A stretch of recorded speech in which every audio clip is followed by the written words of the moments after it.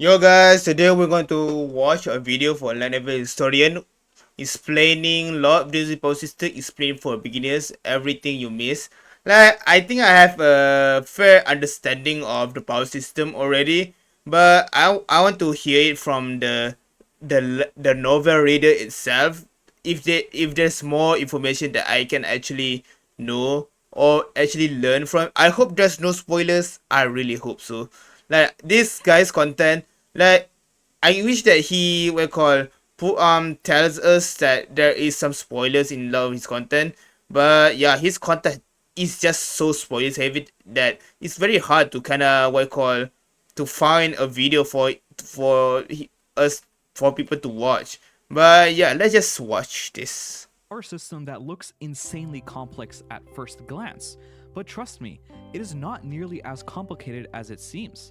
It's actually pretty straightforward once you get into it. Simple in design, but incredibly deep in execution. Now this chart behind me that you guys have been looking at, well, I made this over 2 years ago, and even back then, it was only like halfway done. And at the time, we were still about 1,000 chapters away from the end of book 2, so now it probably covers like a third of the entire system. And before you A guys third? Whoa, that's a lot. no, I'm absolutely not going back to finish it. That ship has sailed. Anyways, in this video, I'm going to break down the LOTM power system in a way that avoids spoilers for any major plot points or big plot twists. So there will be nothing that ruins your experience. Everything I explain here is completely safe. Whether you're planning to watch the donghua, read the novel, or check out the manhwa, your enjoyment of Lord of the Mysteries is intact. I've got you covered. Oh, So thank now God. let's actually get to the video. At the core of Lord of the Mysteries power system lies something called a pathway, also known as the Path of Divine.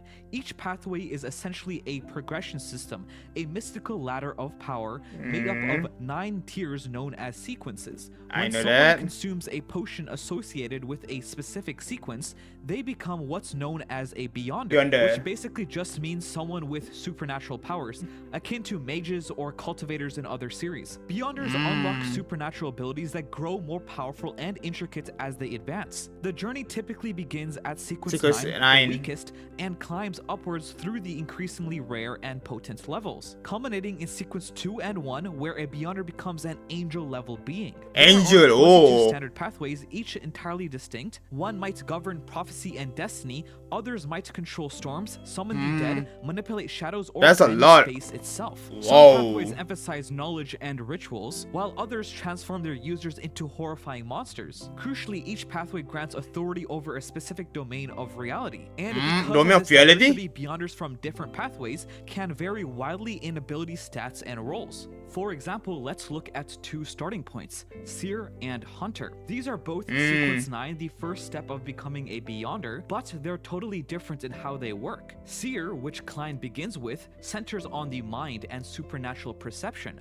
Seers gain enhanced memory, spiritual senses, and spirit vision to see ghosts, emotions, and magical energy. A lot of this I already know. Divination, using rituals to uncover hidden truths, while physically normal, they what a good at it. What the hell? At sensing danger and the unseen. Now, Hunter is the complete opposite. It is the action movie pathway. As soon as someone becomes a hunter, they get inhuman strength, speed, and reflexes. Like we're talking about Bloodborne reference. Can create sonic booms. Sonic booms, or wow. Natural senses go into overdrive. They can track people by smell, see invisible footprints, and hear whispers from an absurd distance, like some kind of supernatural tracker. Damn, and all of this is just scratching the surface. Wait, that's only in...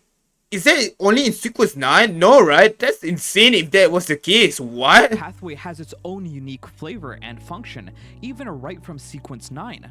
These early stages, known as the low sequences, specifically sequence 9 and 8, mark the beginning of a Beyonder's transformation. While they have started to surpass human limitations, their abilities are still grounded compared to what comes later.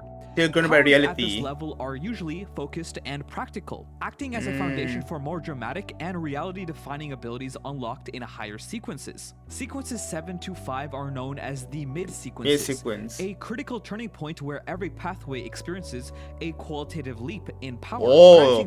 So this is where they got extreme leap in power. Interesting. Dune Smith is level is sequence 7, right? Like we can see how strong he is, even if it's just sequence 7 compared to what I call Leonard and everyone.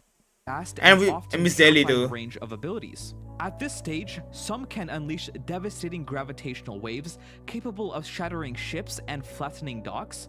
Others gain gruesome abilities to consume a person's flesh and permanently steal their abilities, leaving the victim powerless. What Some the hell? can hijack a soul from afar, killing the Hijack a target soul? and turning them into a puppet under their control. Certain What? beyonders can perceive the sins of others and deliver immediate punishment tailored to their crimes. Wait, what? Can perceive the sins Of others?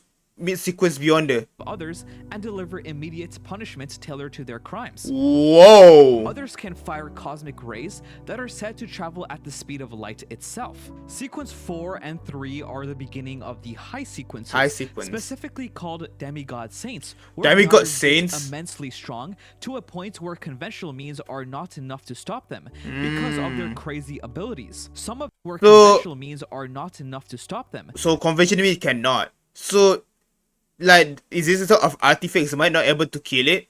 But there isn't there a object that is strong against higher sequences? Like one, I think that's one artifact, right? Because of their crazy abilities. Some of these people are able to birth literal gods, exert minor influence over entire planets, derive from the motion of stars and star clusters, shoot certain death rays, which will instantly kill anyone it touches. What Certain the hell? can spiritually parasitize your soul. Others wield the power to manipulate matter, matter is nuclear fission at will. A few can summon legendary figures or artifacts from history to fight for them, or tap into the strength of their former. Bro, servants? What? So you can summon servants like Fate? Ourselves. At this stage, merely laying eyes on a sequence 4 or 3 Beyonder could make you drop dead, lose control, or transform into a writhing, mindless mass of flesh. And above that, Beyonders step into an entirely different category, a stage that hovers between the very boundary of humanity and divinity, shedding the limitations of their mortal shells, and becoming, well, different. A sequence 2 and 1 Beyonder are angelic demigods capable of exerting authority on a much more conceptual level. They become full-blown mythical beings, an aspect which is much more divine than it is human, allowing them to fully embody the meaning of their divine authority. Some of them are capable of directly grafting concepts onto themselves, manipulating space and what is that? Personally orchestrating events by bending the laws of reality in their favor, embodying the very idea of corruption. And it doesn't even stop there. Order and chaos, life and death, lights and darkness, space and time. Sequence 1 and 2 demigods break through the very idea of normalcy, as their authorities and attributes showcase the very might of their divine nature, a characteristic which puts them at the very pinnacle of the power system. Now, I'm sure you might be wondering, how do these Beyonders even ascend up the levels of power? And how do they move from one sequence to the other? Well, the answer... all I know that is one estimating where we digest your digest your potion, and then you need to get another potion for the next sequence. To this question lies in the acting method. Yeah. As it is as fundamental to the Beyonder stability and advancement as the very look at Latna's historian's face. What is this face?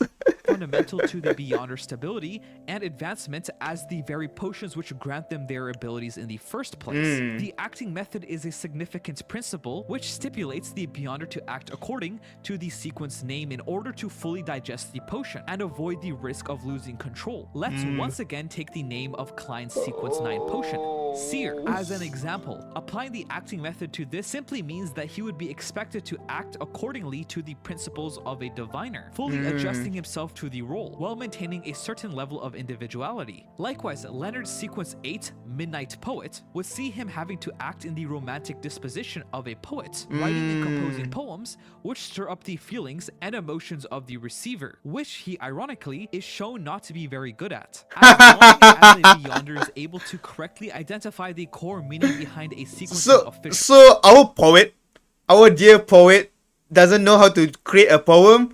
Damn, that's rough, buddy.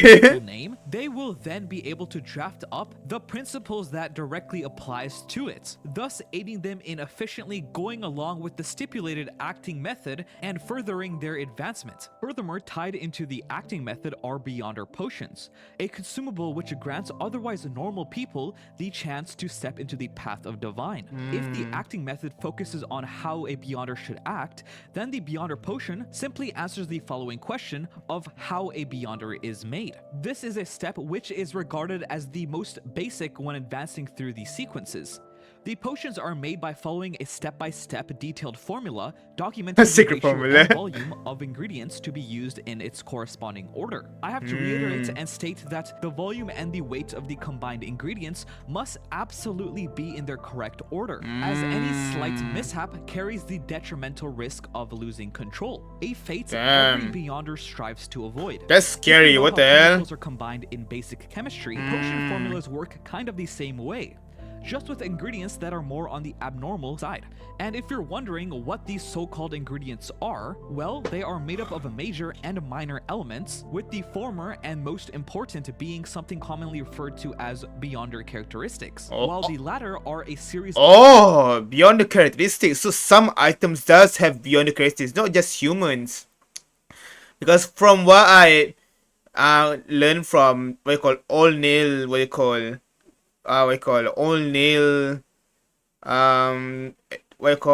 classes, he said that some humans does have Beyonder characteristics, and consuming a potion that is not the same as characteristics as not the same pathway as your characteristics pathway will kind of make him lose control.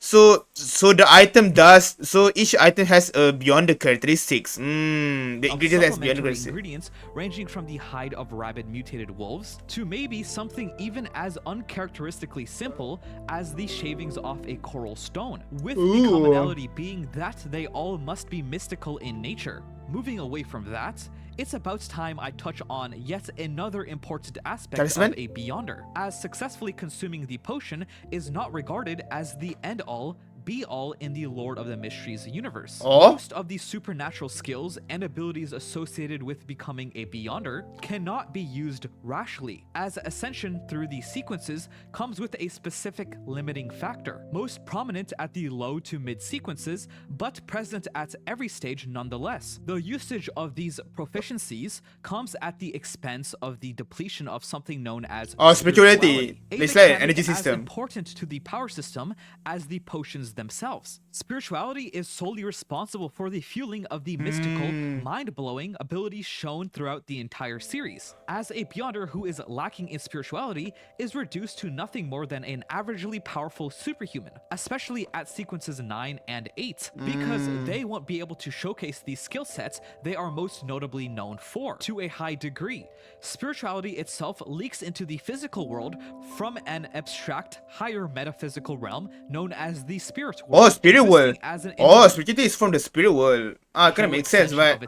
While bonding with Beyonders, which explains why it houses such vastly arcane properties, capable of stimulating the otherworldly changes brought about by the consumption of a potion. It cannot be seen or interacted with by regular mundane means, as the only way to directly connect to spirituality is for the subject to either have supernatural properties themselves, or to go through a third-party medium capable of aiding them in forging the connection. This third-party medium may come in the form of an object with a mystical history and background, or in some cases a Beyonder, one who aids others in communicating with spirituality on their behalf. Spirituality exists in almost every aspect of life within the universe, while also being an integral factor to becoming a Beyonder. Now, what happens if you're a Beyonder whose path specializes in one type of domain, but you want to use abilities that are completely different? Let's say a Beyonder of the Spectator pathway, for example. This pathway is well known for its observational and intellectual capabilities. But what if this Beyonder wants to acquire more direct and offensive skills, similar in nature to, let's say, the Hunter, or the Twilight Giant pathways. How Also, would you he cannot. or she go about it? Since most Beyonder paths aren't good at everything like a few rare ones, people naturally look for other ways to gain power, like using Beyonder weapons and sealed artifacts. Sealed artifacts, Items imbued with Beyonder powers, either naturally Oh, so that's how they comes around with it. by someone, and most need to be handled carefully. The main determinant for if a mystical item would be classified as either a Beyonder weapon or a sealed artifact lies in its inherent stability, as the more dangerous an item is, the more urgent the need for sealing and safe management. Now, there's a lot more details about how sealed artifacts and Beyonder items are made, but Yeah, I want to explaining know it that. would get into major story points Oh. that new fans of the anime don't need to worry about yet. Okay, Everything that I've okay. explained so far in this video are the basics of the sequence and potion power system in Lord of the Mysteries, without going too deep into the details. I hope this helped clear up some of the confusion from the limited info in the Donghua and gave you a better idea of what to expect as the story goes on. So if you enjoyed this video, let me know by leaving a like, and Yeah, it's a very good video. Wait, I haven't subscribed to him. Well, yeah. Well, there's a chance I got spoilers from it. Like, I've been actively trying to avoid ReZero spoilers from him. Like, seriously. Oh my god, it's so scary. Like, his ReZero spoilers sometimes comes from nowhere when I scroll TikTok. Like, it's so scary, bro. But yeah, good video. I do, like, I learn, like, a lot of things that I just hear is something that I already know, but there is some new information, like the what I call the ingredients is based on the beyond the characteristic is like the human, that like some human has beyond the characteristics, I would assume. And he didn't say anything about what I call, he didn't really go into deep detail about the beyond the characteristics, but all I know that humans and items now can have a beyond the characteristics without even becoming a beyonder. For the human, of course, the items cannot be a beyonder, but the dog did become a beyonder though. Like, oh my god.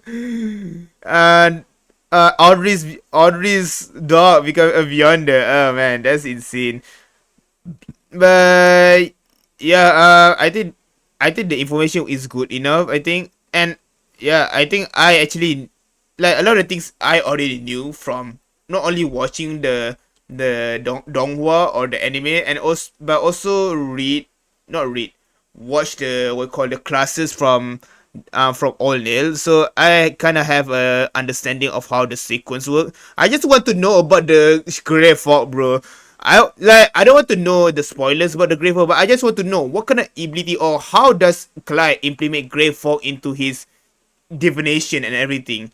Like something like summoning him. Like, I know it's like a ritualist magic, but I want it to explain properly to me what was he using a lot of the times during when it comes to the Grey Fog.